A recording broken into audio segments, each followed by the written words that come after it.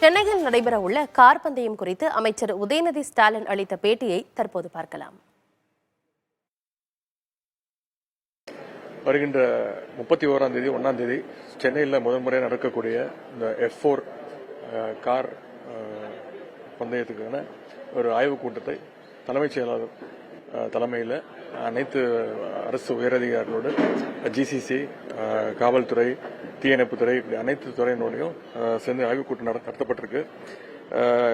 அனைத்து வசதிகள் கிட்டத்தட்ட 8000 பேர் உட்காந்து பார்க்குற அளவுக்கு இருக்கை வசதிகள் செய்யப்பட்டிருக்கு.